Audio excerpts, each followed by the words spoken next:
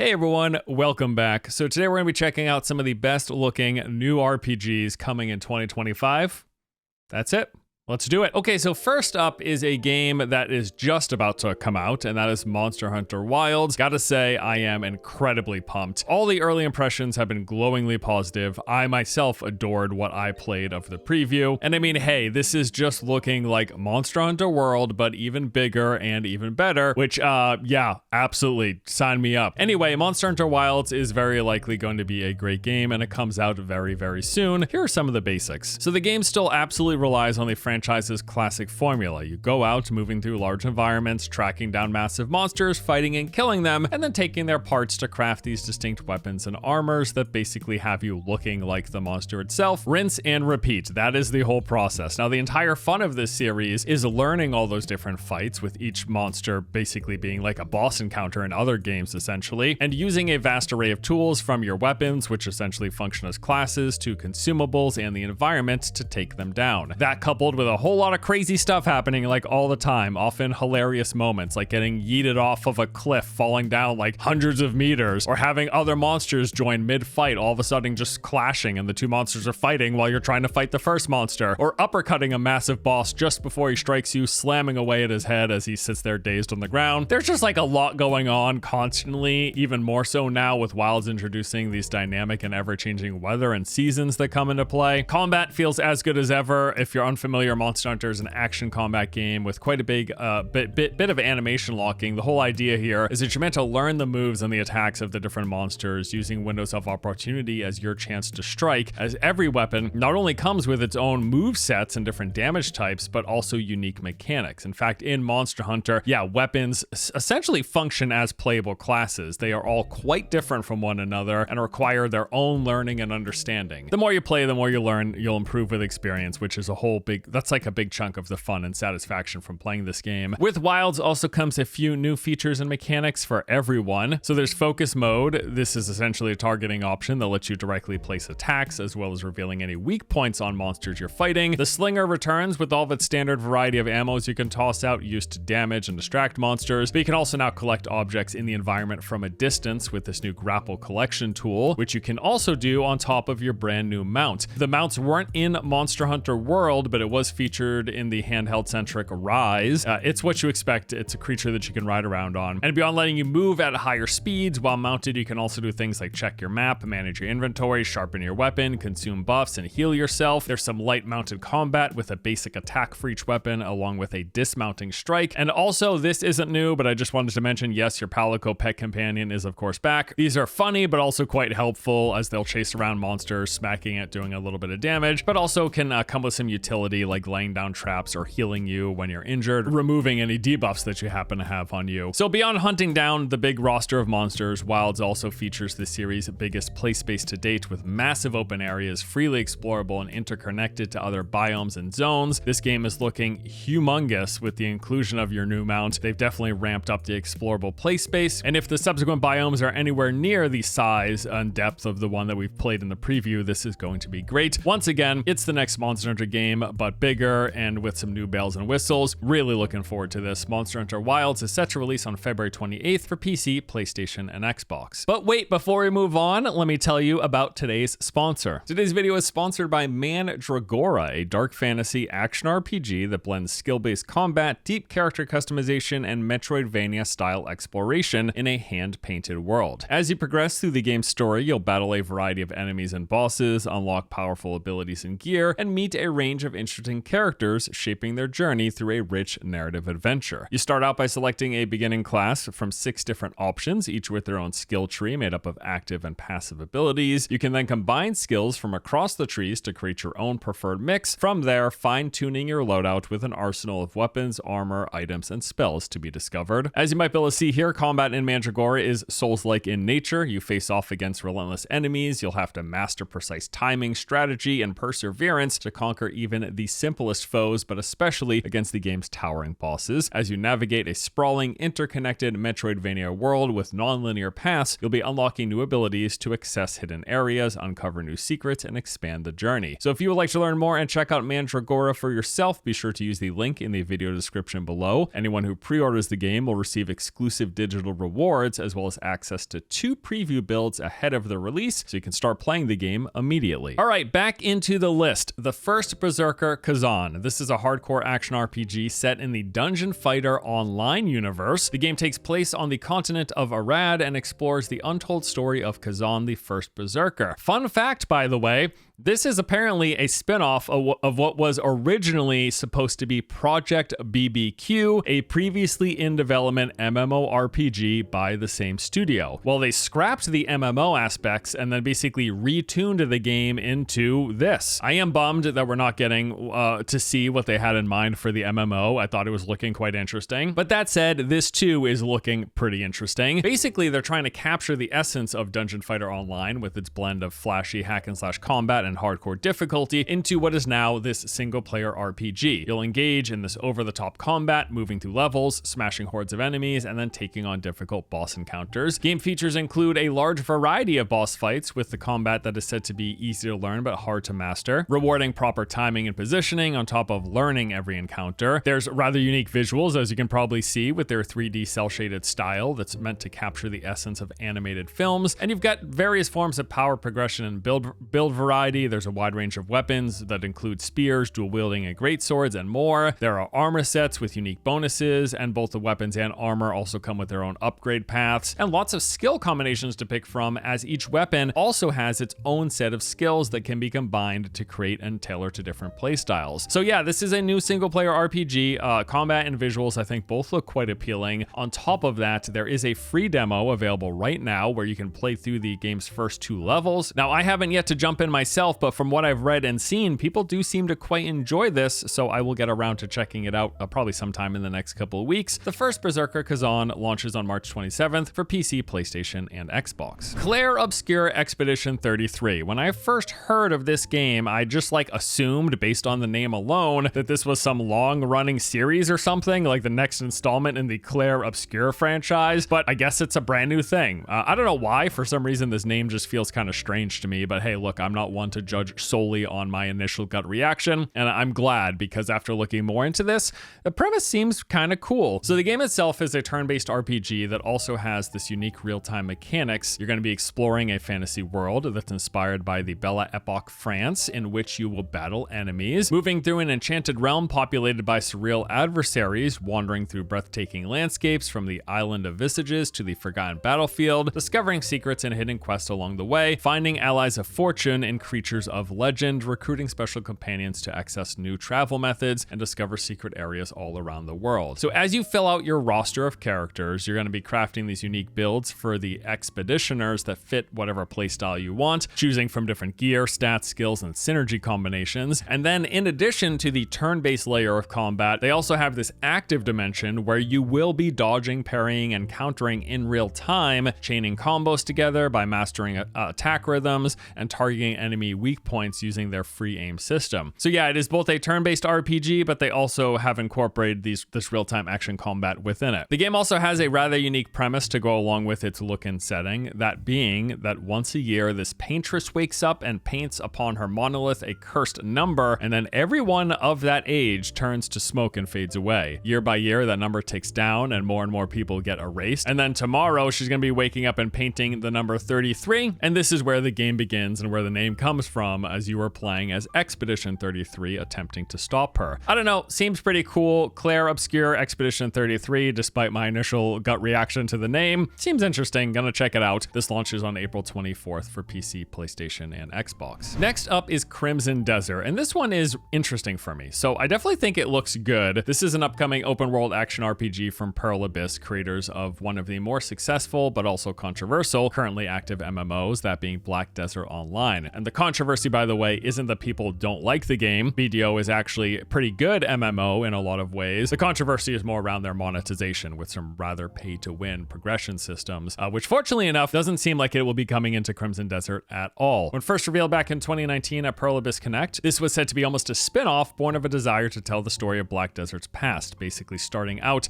as a prequel to BDO. However, as development continued, they felt the world, characters, and stories could stand out on their own and decided to spin it off into its own franchise. During that original announcement, they also said that Crimson Desert was going to be a next-gen MMO, but then along the way, over the past few years, they decided to shift it into now being a single-player RPG, which is fine because a lot of what I loved about BDO was its world building, the atmosphere, and combat, and so a single-player version of that could be really good, especially since it's also likely to mean far less, if no, predatory pay-to-win microtransactions.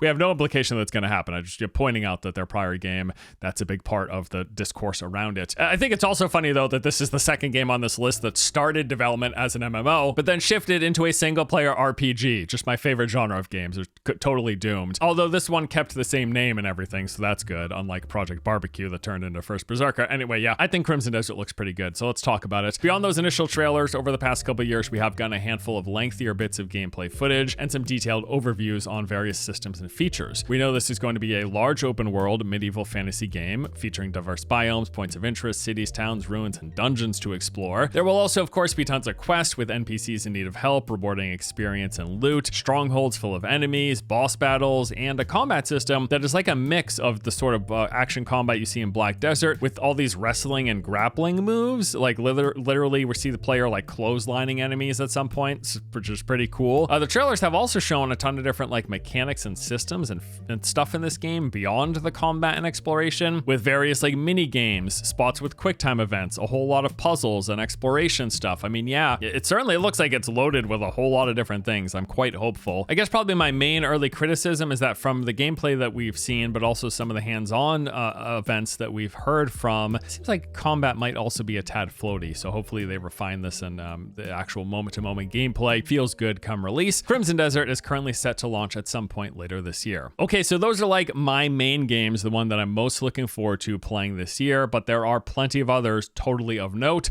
We got the next major installment of the Assassin's Creed franchise, named Shadows. This, after several delays, is finally set to release this upcoming March. There seems to be a lot of weight resting on this game's shoulders as well, Ubisoft having very publicly been going through it recently with plunging stock prices and seemingly one commercial failure after another. I mean, yeah, sure, they're still making millions of dollars, but not to the degree necessary to keep their financial backers happy, evidently. Otherwise, the stock prices would be going up and not down. Anyway, yeah, I mean, it's an Assassin's Creed game. You know what to expect. This time it's set in Japan, which on its face sounds great. I loved Tenchu as a kid. I'd love more Japanese themed like stealth assassin games, right? Although the pre-launch online discourse around this one has been definitely less than stellar. I've also seen some mixed reception from some of the early hands-on events. Some people saying they really enjoyed it and it's a fun new spin on the formula. Others not so much, saying it's the same old thing and as boring as ever. Although to be fair, I think it's been a while since we've seen an Assassin's Creed game that got universal praise. Maybe Origins was the last time that happened, or Black Flag. The latest installments have just been a mixed bag. Like the past several years of Assassin's Creed games have not seen universal praise. Some people love it, some people hate it, some people don't care. I guess we will see where this one lands soon enough. I think there's certainly going to be some fun to be had with their large-scale open world stealth formula. It's what this franchise offers. They may not be the most groundbreaking games, but they can certainly provide some simple entertainment and fun, at least for me personally. Assassin's Creed Shadows will be launching on March 20th, barring any other delays, and it'll come into pretty much everything, as most Ubisoft games do. Ballad of Antara is an action RPG that features multiple playable characters. These characters, called emissaries, possess the power to traverse between two worlds, the world of normalcy and the unimaginable. The normal version of the world, common folk reside, everything's chill, normal, as you expect. In the other one, peculiar sightings and encounters await, aka the bad guys. This is where the bad guys and the bad stuff happen. So each emissary that you're going to be playing is basically their own unique class with their own gameplay capabilities and stories to uncover. In combat, players can switch between the emissaries, each with their unique abilities, weapons, and fighting styles. You can do this swapping in real time, unleashing special moves in the process, chaining together fast-paced attacks, and mastering precise timing and strategic ability usage. Defensively, you've got dodging, blocking, and parrying, and this is going to be one of the few multiplayer RPGs coming this year that has multiplayer support with up to 3 players. You can venture out with your friends, taking on the game's various challenges, exploring the world, and diving into difficult handcrafted dungeons. This looks pretty cool. Ballad of Antara coming at some point in 2025. Alkahest is an action-adventure RPG that almost looks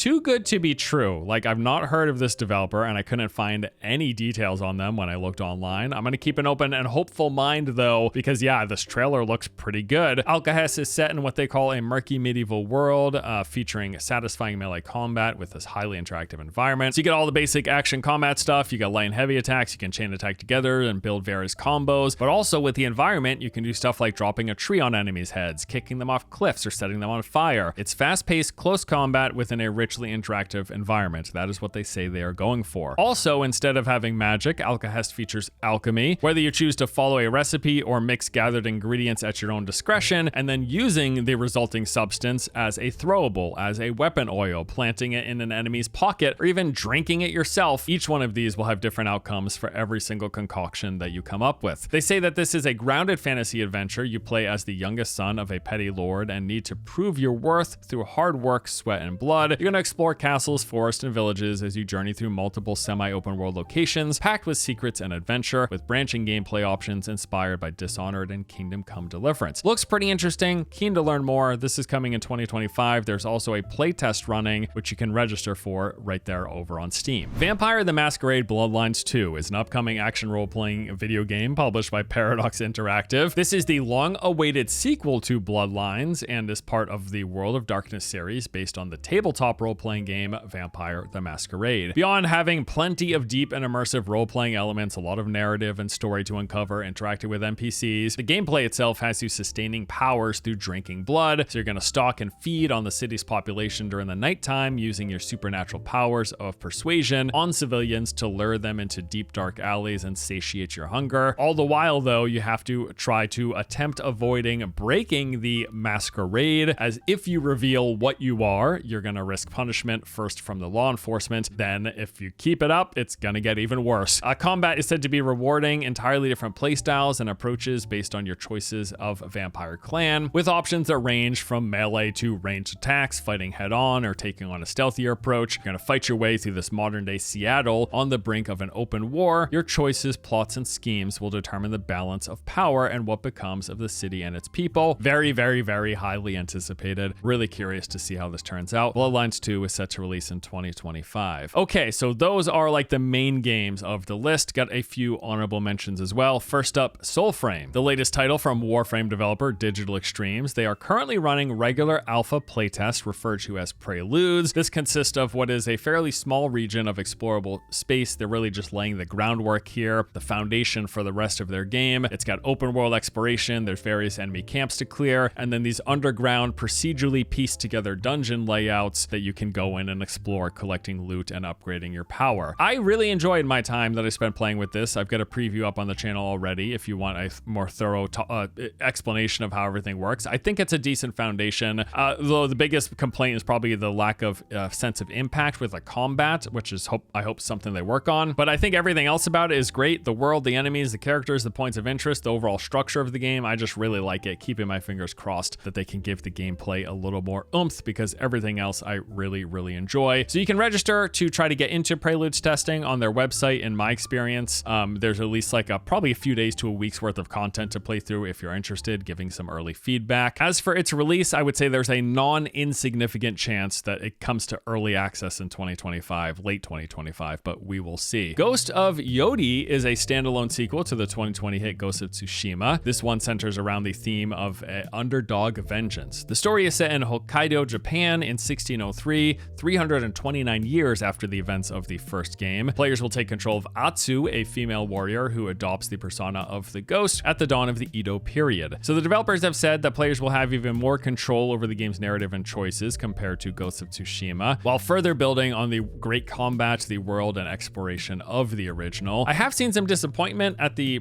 change of protagonist, but beyond that, I mean, I'm sure this game is going to be great if it's even remotely like the first. The Ghost of Tsushima was fantastic. So yeah, the next game looking good, set to release on PlayStation 5 in 2025. Game of Thrones King's Road. This is an upcoming action RPG set in the world of ice and fire. You'll explore the 7 kingdoms that make up Westeros in a vast open world with vivid landscapes, massive cities, backwater towns, untamed wilderness, and all the people and enemies that inhabit it. King's Road features 3 distinct classes inspired by the iconic archetype established in the original series, those being Knight, Sellsword, and Assassin. Each comes with its own unique strengths and weaknesses, combat mechanics and skills, enhancing the depth of each combat encounter and providing players with options they need to play whatever playstyle they prefer. You'll encounter dangerous beasts and creatures of myth and legend from the Game of Thrones universe, defeating them alongside other lords in the forest to earn generous rewards and craft high-end gear. If you thought this kind of looks like a phone game, it's because it is. Game of Thrones King's Road is coming to mobile and PC later in 2025. Outer Worlds 2, sequel to a game that people seem to really enjoy, but I gotta say, with the sort of almost lukewarm reception that we recently got from Avowed, especially its performance, it didn't really seem to take off that well, or at least not as well as I assumed the developer would have hoped. I wouldn't be too surprised for that reason if this launch gets pushed out of 2025 into 2026, just so they can make sure they get it absolutely right. We will see. Also, Fable. I'd say with this one, unless we hear otherwise in the coming months, maybe we're getting a late 2025 release,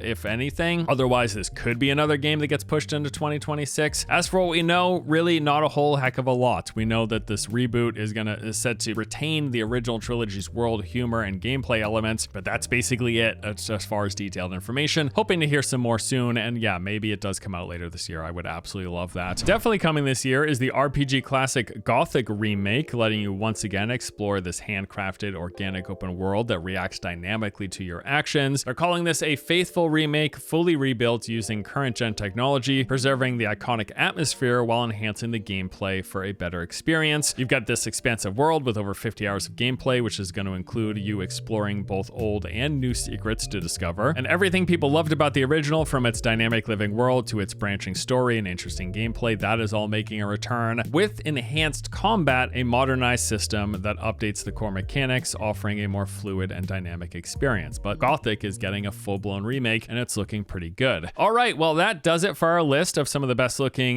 new RPGs coming in 2025. Hope you enjoyed it. Now, this is far from every new RPG that we'll be getting this year, but these are the ones I wanted to highlight, the ones I'm most interested in, the most noteworthy. Let me know below if there's anything else that you are especially looking forward to that didn't happen to make this list. Either way, clearly lots of new RPGs to play in 2025. Looking forward to it. Thanks once again to today's sponsor. If you're interested and want to check out Mandragora for yourself, just use the link in the description below. Thank you as always for watching. Hope you all enjoyed. See you next time. Take it easy.